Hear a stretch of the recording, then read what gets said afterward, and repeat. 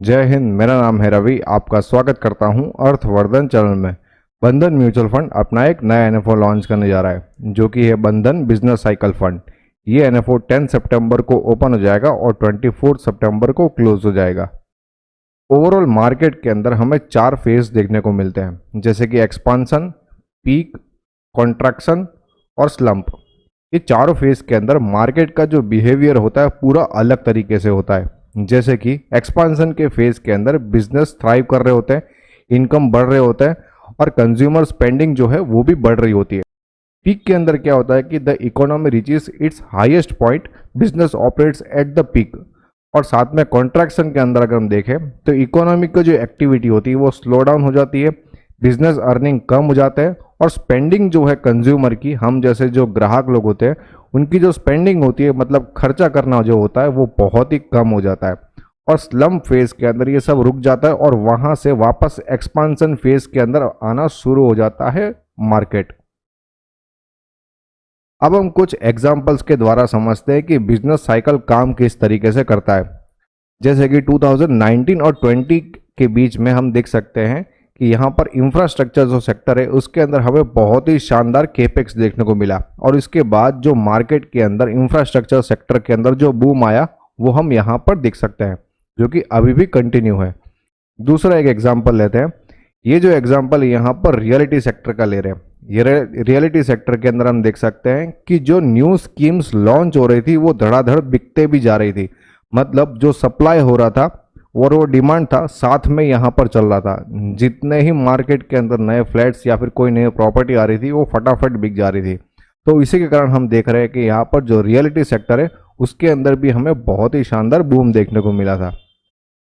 अब यहाँ पर इन्वेस्टमेंट का जो अप्रोच है उसको समझने की कोशिश करते हैं। पहले हम इकोनॉमिक साइकिल जो है उसके अंदर कौन से पैरामीटर्स होते हैं वो हम देखने की कोशिश करते हैं। यहाँ पर मैक्रो इकोनॉमिक पैरामीटर्स को देखा जाएगा, इंडियन जीडीपी ग्रोथ को देखा जाएगा, इंटरेस्ट रेट है, इन्फ्लेशन है, करेंसी है, एक्सपोर्ट इंपोर्ट पॉलिसी है और साथ में पॉलिटिकल स्टेबिलिटी कैसी है, ये सब यहाँ पर चेक किया जाएगा। इसके बाद सेक्टर साइकिल्स के अंदर क्या क्या चेक किया जाता है, जैसे कि sector specific drivers like demand, supply, profitability, capacity creation and other along with bottom up approach for stock selection. अलग अलग टाइप के यहाँ पर फैक्टर्स को चेक किया जाएगा। और साथ में इक्विटी मार्केट साइकिल के अंदर क्या देखा जाएगा, जैसे कि कंपनीज की एग्रीगेट अर्निंग कैसी है, सेंटीमेंट कैसे है, जो कोई भी शेयर है उसके वैल्यूएशन कैसे हैं, कैपिटल फ्लो कैसा है, यहाँ पर एफआईए और डीआई के द्वारा किस तरीके से खरीदारी हो रही है, साथ में रिटेलर्स के द्वारा भी किस तरीके से खरीदारी हो रही है। ये सारे फैक्टर्स को यहाँ पर इन्वेस्टमेंट से पहले चेक किया जाएगा। अब यहाँ पर फ्रेमवर्क कैसा रहने वाला है वो भी मैं आपको बताता हूँ कि यहाँ पर पहले तो सेक्टर का सिलेक्शन होने वाला है। सेक्टर का सिलेक्शन किस तरीके से होगा, टॉप डाउन अप्रोच के द्वारा। इसके बाद स्टॉक सिलेक्शन किस तरीके से होगा, तो यहाँ पर मैनेजमेंट की क्वालिटी चेक करी जाएगी, मतलब मैनेजमेंट का काम किस तरीके से चल रहा है, अच्छा मैनेजमेंट है कि नहीं, किसी भी तरीके के दाग है कि नहीं, ये सब चेक किया जाएगा।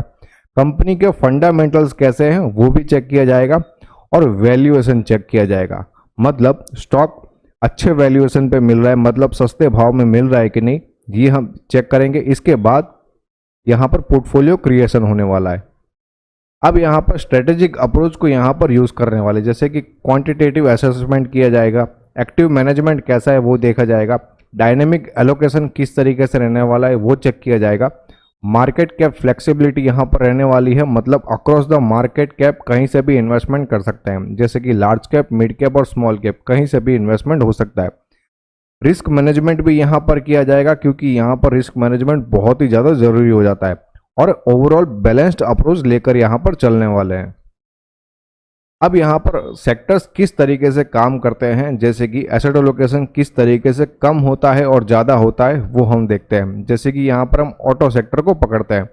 ऑटो सेक्टर के अंदर हम देख सकते हैं कि फाइनेंशियल ईयर 2021 के अंदर यहाँ पर बहुत ही कम एसेट एलोकेशन था, लेकिन जैसे जैसे डिमांड बढ़ रही है तो वहाँ पर हम देख सकते हैं कि यहाँ पर एसेट एलोकेशन बढ़ा दिया गया है। जैसे जैसे डिमांड बढ़ रही है वैसे वैसे एसेट एलोकेशन बढ़ाया और जैसे ही डिमांड कम होने लगी तो उस समय यहाँ पर जो एसेट एलोकेशन है उसको कम किया गया है।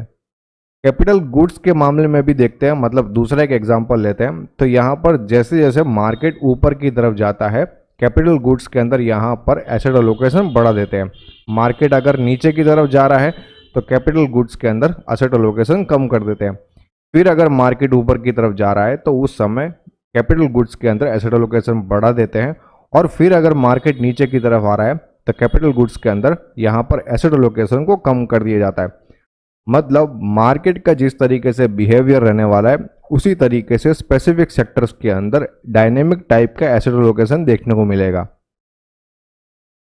बंधन बिजनेस साइकिल फंड, ये एनएफओ 10 सितंबर को ओपन हो जाएगा और 24 सितंबर को क्लोज हो जाएगा। इस फंड का बेंचमार्क रहने वाला है निफ्टी 500 TRI और इस फंड का एग्जिट लोड रहेगा 0.5% फॉर 30 डेज। मतलब अगर आप अपने पैसों को विद इन 30 डेज रिडीम करते हो तो आपको 0.5% जितना एग्जिट लोड लगेगा। इस फंड का इनिशियल NAV 10 रहेगा और एक्सपेंस रेशियो जैसे ही फंड लॉन्च हो जाएगा वैसे ही आपको पता चल जाएगा। ये एक ओपन एंडेड कैटेगरी का फंड रहने वाला है। मतलब आप इस फंड के अंदर कभी भी अपने पैसों को इन्वेस्ट कर सकते हो और कभी भी अपने पैसों को रिडीम कर सकते हो। ये रेगुलर और डायरेक्ट दोनों ही मोड में अवेलेबल रहेगा। इसमें ग्रोथ और डिविडेंड दोनों ही ऑप्शंस देखने को मिलेंगे। अगर आपको अपना इन्वेस्टमेंट स्टार्ट करना है तो आप SIP, लमसम, SWP या स्ट्रिप चारों में से किसी भी मोड में अपना इन्वेस्टमेंट स्टार्ट कर सकते हैं। मिनिमम इन्वेस्टमेंट की बात करें तो लमसम मोड में मात्र 1000 रुपीज़ आप अपना इन्वेस्टमेंट स्टार्ट कर सकते हैं, या फिर अगर आपको अपनी SIP स्टार्ट करनी है तो मात्र 100 रुपीज़ पर मंथ से आप अपनी SIP स्टार्ट कर सकते हैं। अगर कोई ऐसा इन्वेस्टर है जो सीरियसली अपना इन्वेस्टमेंट स्टार्ट करना चाहता है तो नीचे दिए गए नंबर पर कांटेक्ट कर सकते हैं। अब मेरा क्या मानना है इस फंड के बारे में वो मैं आपको बताता हूँ। क्योंकि ये एक बिजनेस साइकिल फंड है तो यहाँ पर जो टाइम टू टाइम बिजनेस के साइकिल्स चेंज होते हैं वो हिसाब से सेक्टर्स को यहाँ पर सही समय पर कैच करना बहुत ही ज़्यादा ज़रूरी होता है।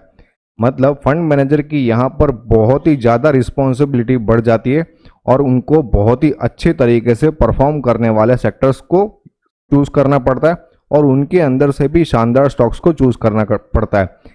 ये जो काम है वो बहुत ही ज़्यादा मुश्किल है, लेकिन मेरा ये मानना है कि फंड मैनेजर इस तरीके से अपने काम कर सकते हैं।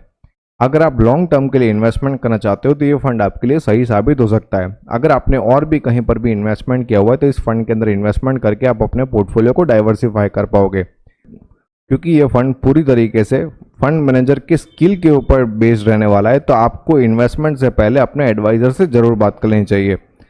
लेकिन एक बात याद रहे, ये फंड शॉर्ट टर्म के लिए तो बिल्कुल भी नहीं है।